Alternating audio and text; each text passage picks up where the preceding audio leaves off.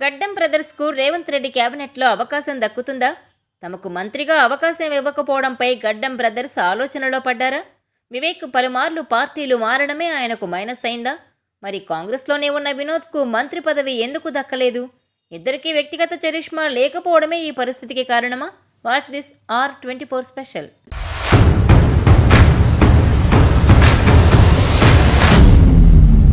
తెలంగాణ రాజకీయాల్లో సుదీర్ఘ ప్రస్థానం ఉన్న దళిత నేతల్లో గడ్డం వెంకటస్వామి ఒకరు. ఆయన్నే గుడిసెల వెంకటస్వామి అని కూడా అంటారు. దళిత నేతగా, సహృదయుడిగా మంచి గుర్తింపు సంపాదించుకున్నారాయన. ఆయన వారసత్వాన్ని కొనసాగిస్తూ ఇద్దరు కొడుకులు రాజకీయాల్లోకి దిగారు. వారొచ్చినప్పటి నుంచి తండ్రికి మరింత కీర్తిని సంపాదించి పెడుతున్నారనడంలో ఎలాంటి సందేహం లేదు.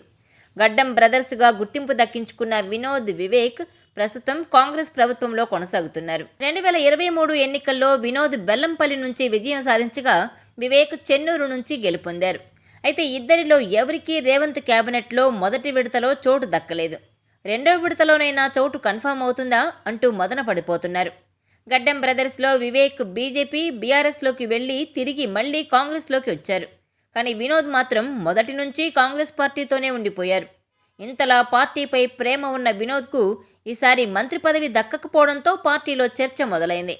తమ బ్రదర్స్లో ఎవరికో ఒకరికి మంత్రి పదవి వస్తుందని వాళ్ళ అనుచరులు ఆశతో ఉన్నారు. మరోవైపు వీరిని రాష్ట్ర నాయకత్వం కానీ, జాతీయ నాయకత్వం కానీ పట్టించుకోలేదు.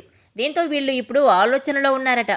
సుదీర్ఘకాలం కాంగ్రెస్తోనే ఉన్న మాకు న్యాయం చేయాలని అధిష్టానాన్ని సైతం కోరుతున్నారట. అయితే వినోద్కు మంత్రి పదవి దక్కే అవకాశం లేకపోలేదని పార్టీ సీనియర్ నాయకుల నుంచి గుసగుసలు వినిపిస్తున్నాయి. ఎస్సీ సామాజిక వర్గంలో మంచి గుర్తింపు సంపాదించుకున్న వినోద్ మొదటి నుంచి కాంగ్రెస్ను అంటిపెట్టుకునే ఉన్నారు. కానీ తన తమ్ముడు పార్టీని వీడిన సందర్భంలో ఆయన వెళ్తారని అంతా అనుకున్నా ఆయన మాత్రం వెళ్ళలేదు. మంచైనా చెడైనా తన మాతృ పార్టీతోనే ఉంటానని తెగేసి చెప్పాడు. చాలా సందర్భాల్లో వివేక్ తిరిగి రావాలని కూడా కోరారు. అందుకే తెలంగాణలో మొదటిసారి ఏర్పడిన ప్రభుత్వంలో మంత్రి పదవి దక్కకపోవడంతో వినోద్ కొంచెం అలకగానే ఉన్నారని తెలుస్తోంది.